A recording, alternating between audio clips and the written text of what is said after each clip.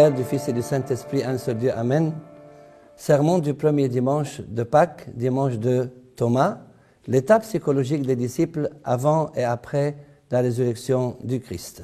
Chers frères et sœurs, en introduction, les 6 dimanches de Pâques qui précèdent la Pentecôte sont le dimanche de Thomas, le Christ, mystère de notre foi, le Christ, pain de notre vie, le Christ, l'eau de notre vie, le Christ, la lumière de notre vie, le Christ, le chemin, la vérité et la vie, et finalement le Christ vainqueur.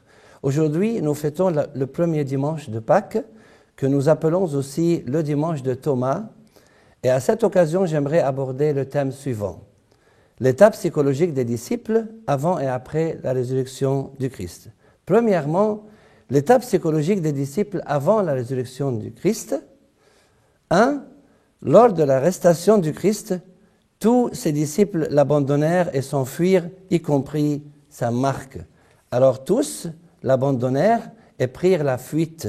Un jeune homme le suivait, n'ayant sur le corps qu'un drap, on se saisit de lui, mais il lâcha son vêtement et se sauva tout nu. 2. Lors du jugement du Christ devant le Sanhédrin, Saint Pierre le renia. Pendant que Pierre était en bas dans la cour, il vint une des servantes du grand prêtre. Voyant Pierre qui se chauffait, elle le regarda et lui dit « Toi aussi tu étais avec Jésus de Nazareth ?» Il le nia, disant « Je ne sais pas, je ne comprends pas ce que tu veux dire. » Puis il sortit pour aller dans le vestibule et le coq chanta. La servante, l'ayant vu, se mit de nouveau à dire à ceux qui étaient présents « Celui-ci est de ces gens-là. » Et il le nia de nouveau. Peu après, ceux qui étaient présents dirent encore à Pierre « Certainement tu es de ces gens-là, car tu es galiléen. » Alors, il commença à faire des imprécations et à jurer « Je ne connais pas cet homme dont vous parlez. » Aussitôt, pour la seconde fois, le coq chanta. Et Pierre se souvint de la parole que Jésus lui avait dite « Avant que le coq chante 2 fois, tu me renieras 3 fois. » Et en y réfléchissant, il pleurait. 3. Lors de la crucifixion du Christ, ses disciples étaient cachés dans la chambre haute, à l'exception de la Sainte Vierge Marie, de Saint Jean le bien-aimé du Christ et de certaines femmes portant le nom de Marie. Près de la croix de Jésus se tenaient sa mère et la sœur de sa mère, Marie, femme de Clopas, et Marie de Magdala. Jésus, voyant sa mère et auprès d'elle le disciple qu'il aimait, dit à sa mère « Femme, voilà ton fils ». Puis il dit au disciple « Voilà ta mère ». Et dès ce moment, le disciple l'a pris chez lui. 4. Les filles de Jérusalem se lamentaient sur lui. Il était suivi d'une grande multitude des gens du peuple et de femmes qui se frappaient la poitrine et se lamentaient sur lui. Jésus se tourna vers elles et dit « Filles de Jérusalem, ne pleurez pas sur moi, mais pleurez sur vous et sur vos enfants. Car si l'on fait ces choses au bois vert, qu'arrivera-t-il au bois sec ?»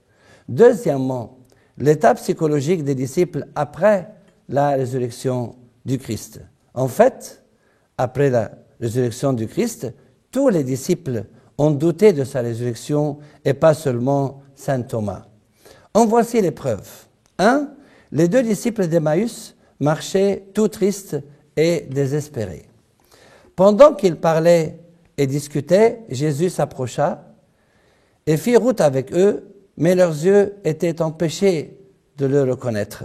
Il leur dit « De quoi vous entretenez-vous en marchant pour que vous soyez tout tristes ?» L'un d'eux, nommé Cléopas, il lui répondit « Es-tu le seul qui, séjournant à Jérusalem, ne sache pas ce qui est arrivé ces jours-ci » ? « Quoi ?» leur dit-il. Et ils lui répondirent ce qui est arrivé au sujet de Jésus de Nazareth. Nous espérions que ce serait lui qui délivrerait Israël. Mais avec tout cela, voici le 3e jour que ces choses se sont passées. Alors Jésus leur dit, ô hommes sans intelligence, et dont le cœur est lent à croire tout ce qu'ont dit les prophètes, ne fallait-il pas que le Christ souffrit ces choses et qu'il entrât dans sa gloire? Et commençant par Moïse et par tous les prophètes, il leur expliqua dans toutes les Écritures ce qui le concernait. 2. Lors de l'apparition du Christ, après sa résurrection, les 11 disciples et les 2 disciples d'Emmaüs, dans la chambre haute, et ceux qui étaient avec eux, furent saisis de frayeur et d'épouvante. Les disciples d'Emmaüs, se levant à l'heure même, ils retournèrent à Jérusalem, et ils trouvèrent les 11 et ceux qui étaient avec eux assemblés. Tandis qu'il parlait de la sorte, lui-même se présenta au milieu d'eux et leur dit « La paix soit avec vous tous ». Saisis de frayeur et d'épouvante, ils croyaient voir un esprit. Mais il leur dit « Pourquoi êtes-vous troublés? Et pourquoi pareille pensée s'élève-t-elle dans vos cœurs? Voyez mes mains et mes pieds. C'est bien moi. Touchez-moi et voyez. Un esprit n'a ni chair ni os, comme vous voyez que j'ai. » Et en disant cela, il leur montra ses mains et ses pieds. Comme dans leur joie, ils ne croyaient point encore, et qu'ils étaient dans l'étonnement, il leur dit, « Avez-vous ici quelque chose à manger ?» Ils lui présentèrent du poisson rôti et un rayon de miel.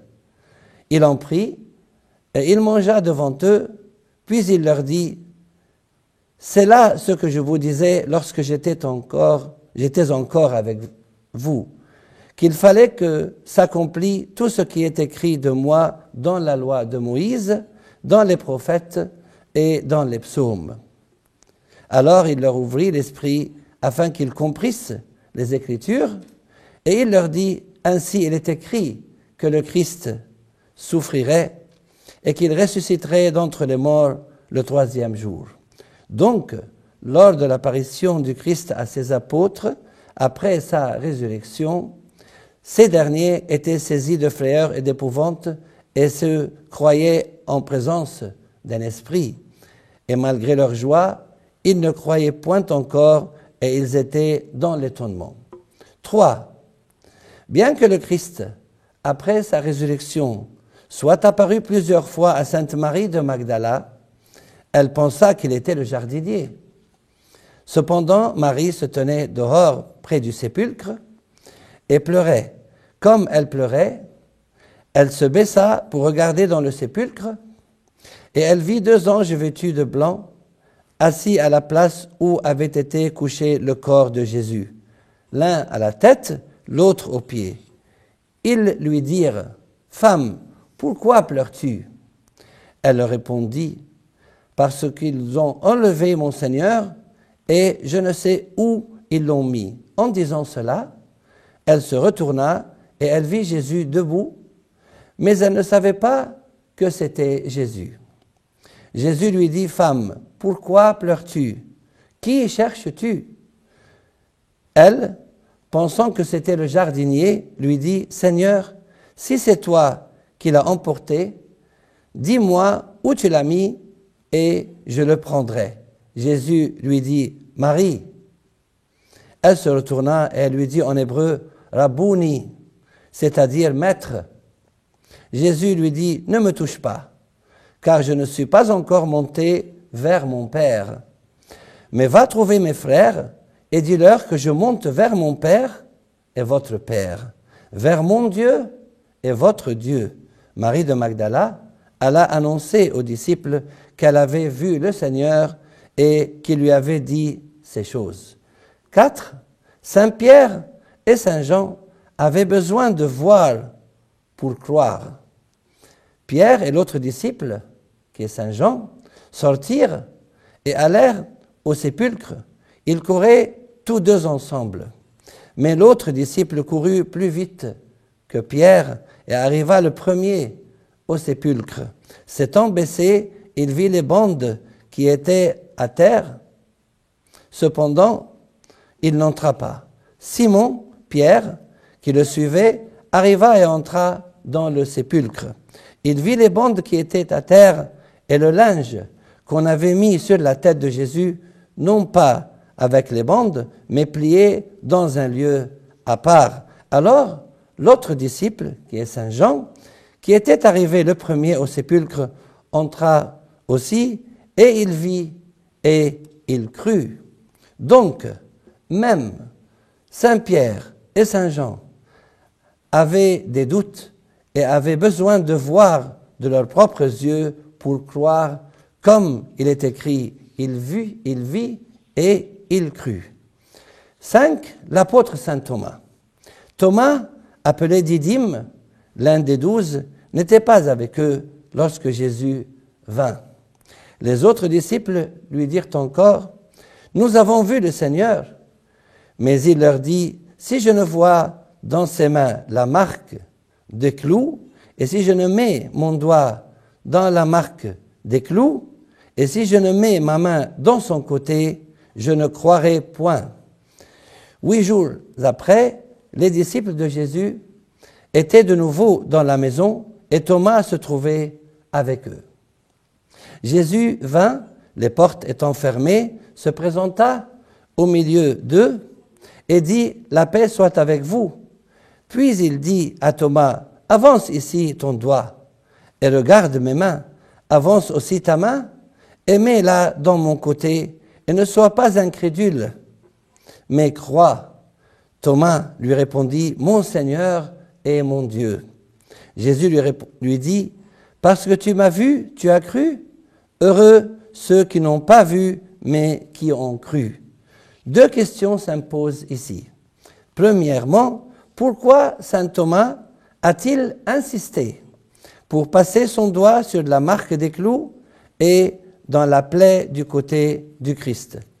Non seulement parce qu'il avait des doutes, comme tous les apôtres et les disciples de Jésus, mais aussi parce qu'il avait besoin d'une preuve tangible afin de pouvoir annoncer la bonne nouvelle après l'ascension du Christ et en tant que témoin oculaire de sa résurrection. Deuxièmement, pourquoi la Sainte Église considère-t-elle le dimanche de Thomas comme l'une des fêtes mineures du Christ?